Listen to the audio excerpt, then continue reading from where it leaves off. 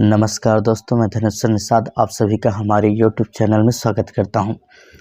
दोस्तों, आज की इस वीडियो में हम लोग परमाणु एवं परमाणु संरचना से संबंधित टॉप 30 MCQs को कवर करने वाले हैं, जो कि प्रयोगशाला परिचारक एग्जाम्स के रिवीजन के लिए बहुत ही ज़रूरी है। तो आइए शुरू करते हैं। पहला प्रश्न है, थॉमसन के परमाणु मॉडल को किस नाम से जाना जाता है? ऑप्शन आपके सामने है। तो इसका सही जवाब है दोस्तों तरबूज मॉडल। इसमें दो ऑप्शन एक जैसे दे दिए, कभी कभी ऐसा भी हो जाता है। प्लम पुडिंग मॉडल उन्हीं को कहा जाता है इंग्लिश में।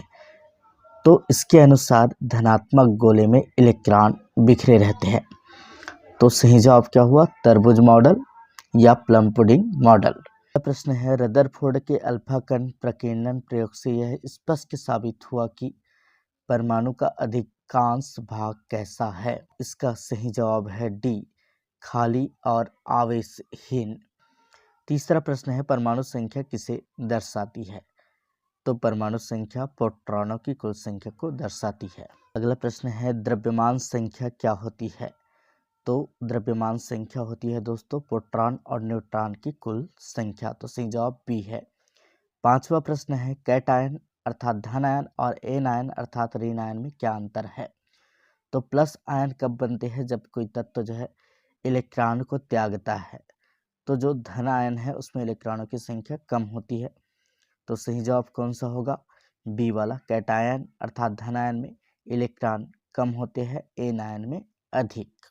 अगला प्रश्न है, निम्न में से कौन समस्थानिक तत्वों के उदाहरण है? तो समस्थानिक क्या होते हैं? एक ही तत्व के भिन्न भिन्न परमाणु जिनके परमाणु भार अलग अलग होते हैं। ठीक है, तो परमाणु क्रमांक 1 होते हैं और परमाणु भार अलग अलग होते हैं, समस्थानिक कहलाते हैं।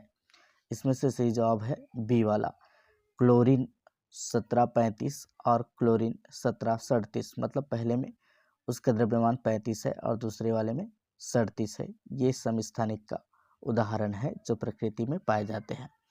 सातवां प्रश्न है, परमाणु द्रव्यमान इकाई की परिभाषा क्या है? तो इसका सही जवाब है बी वाला, कार्बन 12 परमाणु के द्रव्यमान का 1/12 भाग को परमाणु द्रव्यमान इकाई के रूप में स्थापित किया गया है। अगला प्रश्न है, निम्न में से कौन विज्ञान के क्षेत्र में थॉमसन, रदरफोर्ड और बोहर से संबंधित नहीं है? तो इसका सही जवाब है रेडियोधर्मिता का प्रयोग। इलेक्ट्रॉन की खोज थॉमसन ने किया था, परमाणु मॉडल रदरफोर्ड से संबंधित है और स्थिर कक्षाएं बोहर से संबंधित है। नौवां प्रश्न है, प्रोटॉन की खोज किसने की थी? तो इसका सही जवाब है रदरफोर्ड। प्रोटॉन की खोज रदरफोर्ड ने की थी। अगला प्रश्न है, न्यूट्रॉन की खोज किसने की थी? तो इसका सही जवाब है जेम्स चैडविक। बोहर मॉडल के अनुसार इलेक्ट्रॉन परमाणु की कक्षाओं में किस प्रकार घूमते हैं? तो इसका सही जवाब है निश्चित त्रिज्या वाले वृत्ताकार पथों में। अगला प्रश्न है, किसी तत्व के दो यौगिकों में एक ही तत्व की मात्रा के अनुपात को विनियमित संख्याओं द्वारा व्यक्त करता है, यह कौन सा नियम है?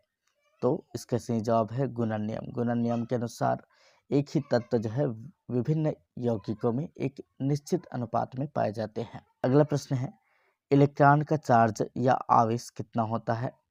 तो ये होता है -1 वार्षिक इकाई में। अगला प्रश्न है, एक इलेक्ट्रॉन का द्रव्यमान प्रोटॉन की तुलना में लगभग कैसा होता है? तो याद रखेंगे, इलेक्ट्रॉन का द्रव्यमान प्रोटॉन के 1/1840 भाग के बराबर होता है। अगला प्रश्न है, भूमिगत स्तर या भूमिगत अवस्था वह होती है जिसमें इलेक्ट्रॉन किस स्तर पर होता है? तो इसका सही जवाब है ऊर्जा का निम्नतम स्तर। प्रश्न है, स्थिर या भूमिगत अवस्था वह होती है जिसमें इलेक्ट्रॉन किस स्तर पर होता है? तो इसका सही जवाब है ऊर्जा का निम्नतम स्तर। इस अवस्था में इलेक्ट्रॉन परमाणु की सबसे निचली ऊर्जा स्तर या सबसे निचली कक्षा में स्थित होते हैं। अगला प्रश्न है, कथन और कारण पर आधारित। कथन दिया है, रदरफोर्ड के मॉडल के अनुसार परमाणु का अधिकांश भाग रिक्त है। कारण दिया है, रदरफोर्ड के अल्फा कण प्रकीर्णन प्रयोग में अधिकांश अल्फा कण सीधे निकल गए। तो कथन और कारण दोनों सही हैं और कारण कथन को स्पष्ट करता है, तो सही जवाब इसका ए। अगला प्रश्न है कथन कारण से संबंधित ही। थॉमसन मॉडल में इलेक्ट्रॉन धनात्मक पदार्थों में समाहित होते हैं। कारण दिया है थॉमसन मॉडल को तरबूज मॉडल भी कहते हैं। तो कथन तो सही है, लेकिन कारण कथन की व्याख्या नहीं कर रहा है, इसलिए इसका सही जवाब क्या होगा? बी वाला। ए और आर दोनों सही है, लेकिन आर ए को स्पष्ट नहीं करता। अगला 18वें नंबर का प्रश्न है। बोहर मॉडल के अनुसार इलेक्ट्रॉन निश्चित कक्षाओं में परिभ्रमण करते हैं। कारण दिया है इलेक्ट्रॉन ऊर्जा अवशोषित या उत्सर्जित करके इन कक्षाओं के बीच जा सकते हैं। तो निश्चित कक्षाओं में परिभ्रमण करने का कारण जो दिया है ये सही नहीं है, लेकिन ये फैक्ट के रूप में सही है। तो बोहर मॉडल के अनुसार इलेक्ट्रॉन निश्चित कक्षाओं में परिभ्रमण करते हैं, ये सही है। और इलेक्ट्रॉन ऊर्जा उत्सर्जित करके इन कक्षाओं के बीच जा सकते हैं, ये भी सही है, लेकिन व्याख्या कथन के हिसाब से नहीं है। तो इसका भी सही जवाब क्या आएगा? बी। अगला प्रश्न है कैटायन धनात्मक आयन होता है। कथन है कारण है इसमें इलेक्ट्रॉनों की संख्या प्रोटॉनों से कम होती है।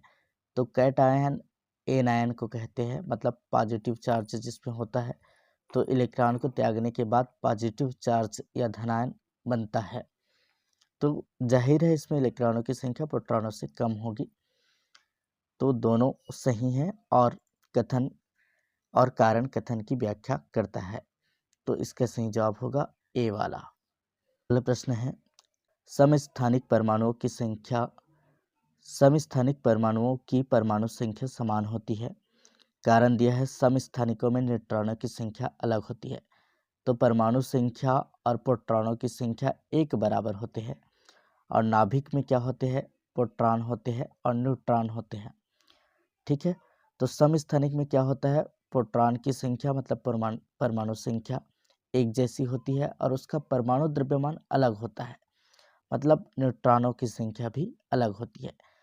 तो इनमें कथन और कारण दोनों सही हैं और कारण कथन की सही व्याख्या करता है। तो सही जवाब क्या है? ए वाला। अगला प्रश्न मिलान से संबंधित है।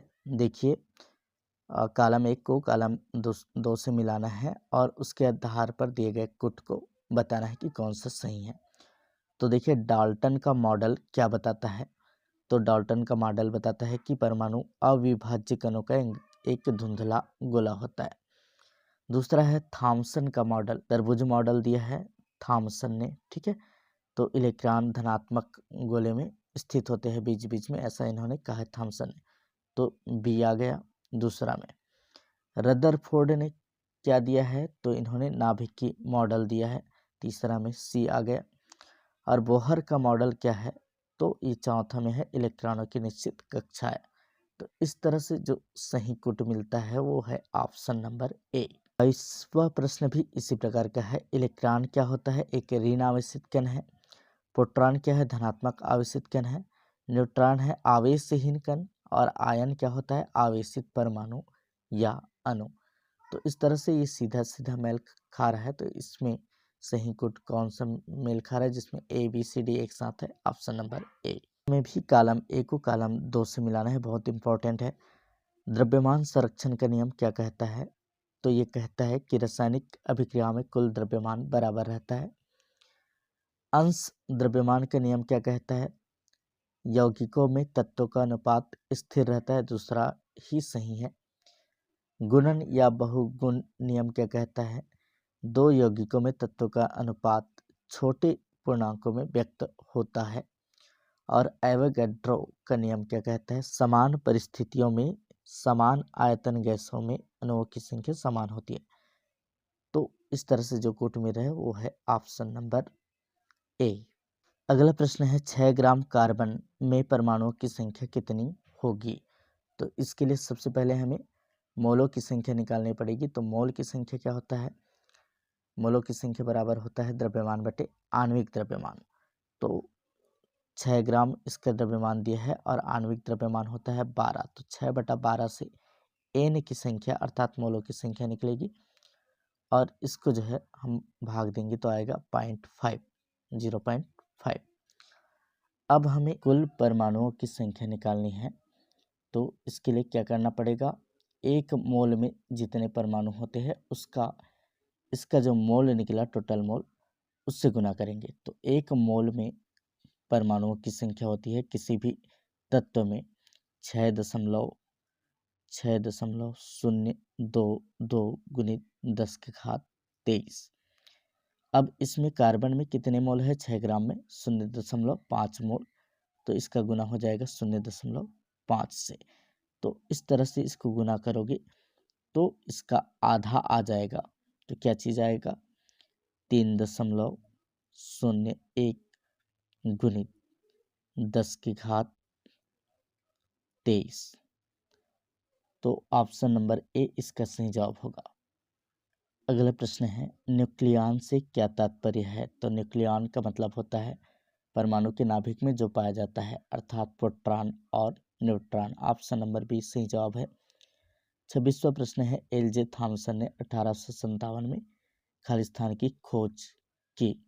तो इन्होंने किसकी खोज की? इलेक्ट्रॉन की खोज की। अगला प्रश्न है, प्रोटॉन की खोज खालिस्तान ने की थी। तो प्रोटॉन की खोज रदरफोर्ड ने की थी। अगला प्रश्न है, परमाणु में केंद्रस्थ भाग को खालिस्तान कहा जाता है। अगला प्रश्न है, परमाणु में केंद्रस्थ भाग को खालिस्तान कहा जाता है। तो परमाणु के केंद्रीय भाग को नाभिक कहते हैं। अगला प्रश्न है, न्यूट्रॉन का आवेश कितना होता है?